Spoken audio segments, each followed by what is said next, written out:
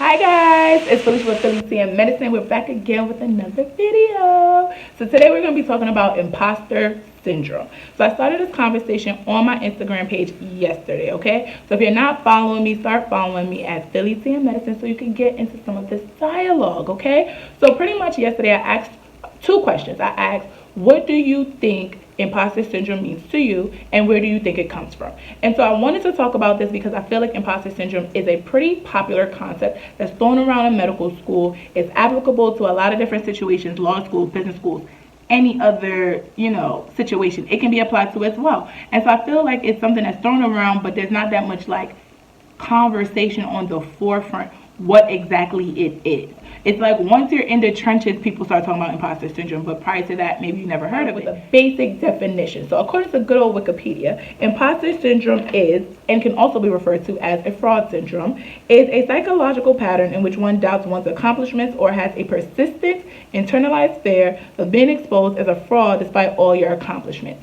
So when I asked this question on my page, the first question was, what does it mean to you? I received two responses. The first response was, feeling I'm unqualified for the spaces I occupy, and two, thinking that I don't deserve a seat at the table, even if I bought and paid for the table, right? So let's get into that a little further.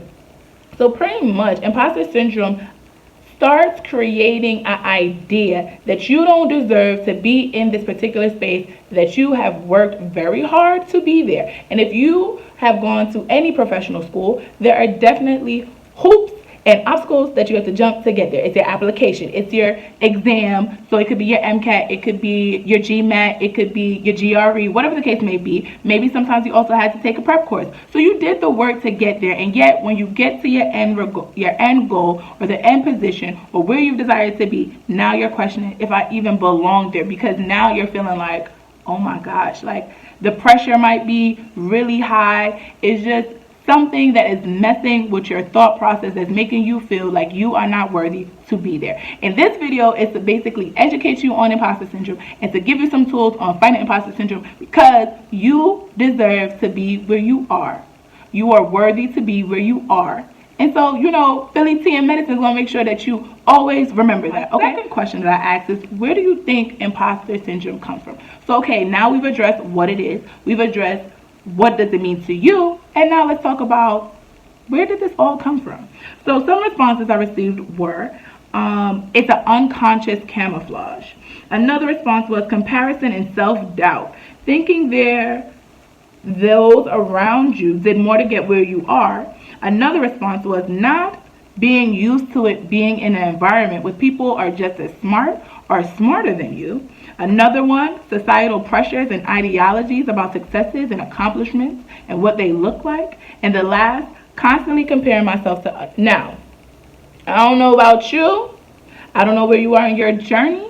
But a couple of those things I can raise my hand to. I've thought about them. I've felt them.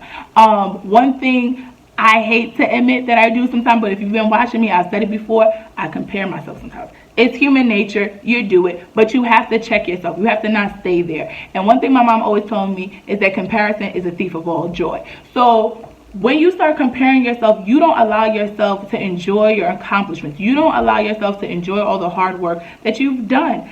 And one comment that I also want to respond to here was the not being used to an environment where people are just as smart or smarter than you. And that's the reality. When you're starting from undergrad and you are pre-med, or maybe you're pre-law or pre-business, I know it's no such thing, but you know what I'm trying to say. But the thing is, you are in a very diverse population in which everybody has a different goal. And then you get to professional school and everybody has a similar goal as you. However, maybe we need to start getting creative. Yes, we're all here, in my experience, I'm in medical school, we're all trying to be physicians. However, everybody has different interests in medicine, so everybody's going to go in a different path. And the reason why we're going to go in our different paths is because we have different strengths and skills. And the thing about imposter syndrome is that it it convinces your mind that everybody around you has a million and one strengths and you have nothing but weaknesses and you suck and you don't deserve to be here and all these negative thoughts. And that is not true. That is not true. That is not true. That is not true. That is not true. Okay? That is not true. Your whole resume is not a fraud. They would have figured out in admissions that you don't belong there if that was the case. You deserve to be where you are. You are worthy. You are capable and you can do it. Right? So I went to a conference because y'all know I love conferences, right? That was about 3 weeks ago or maybe a month ago. And we talked about imposter syndrome because it's such a popular thing to talk about. And so me going to conference means that you guys went to the conference because I'm Philly T and I'm supposed to give y'all the tea on medical school. And I'm going to share and give you guys some tool set and some skills on how to tackle imposter syndrome, right? So what I learned at the conference was reframing the negative, right? So what is something you want to do or accomplish that imposter syndrome has held you back from? That can be anything. That can be blogging. That can be forming a YouTube channel. That could be starting an organization on campus. That could be starting a event on campus. That could be whatever goal that you have in mind. But imposter syndrome is telling you that you cannot do it. It is telling you that you are not worthy of doing it. It is telling you that nobody's going to attend because what you have to say is not worthy because, hey, you're a fraud. And it's not true. So what you have to do is, what is that thing that you want to do that's holding you back? The second thing, what are things you are telling yourself that holds you back? It could be you talking very negatively to yourself, because sometimes we do that, and it is again saying that you are not worthy, nobody cares, you cannot do it, you do not have the skill set to do it.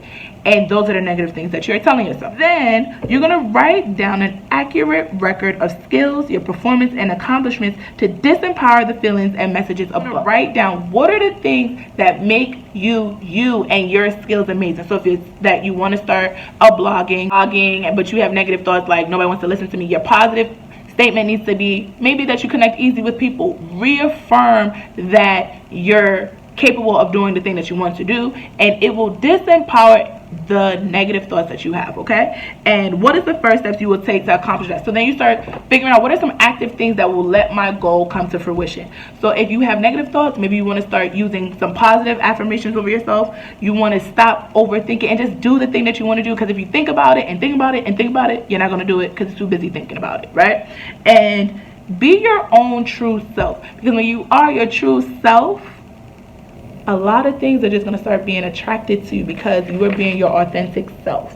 And visualize your success and identify your team. If you watched some of my videos before, I talked about who's on your team. If you haven't watched that video, go watch that video and figure out who are these people on your team. Because when you start having negative thoughts, when imposter syndrome starts kicking in, then you need to identify these people. You need to call these people and get some positive words and have your support system reconvince you of how wonderful and awesome you are. So I just wanted to quickly talk about imposter syndrome. Like I said, I just wanted to know your thoughts on what you think it is, where do you think it comes from, and I wanted to give you some active tool set so that you can fight this thing, because it's something that is going to probably continue to be a problem or an issue or rise its ugly head sometimes at some point during your academic career or your actual professional career, and you need to have active ways on fighting it. Okay, so I just want to remind you that you're awesome and you're amazing. You can do all things. And last but not least, I always like to update you guys on where I'm at. And so I received my exam results for my neuro first exam, guys, and we're starting off pretty good. Okay, we're pretty good. Okay, so it's only up from here. Woo, woo, woo. 2 more exams, and I have a SP, the standardized patient stuff, on Tuesday, and I have a PCS practical, that's my patient care skills, tomorrow. So that means I have to go, and I have a second neuro exam on Monday, February 3rd. So I just want to come in and say what's up real quick and give you some positive thoughts. And you know the drill.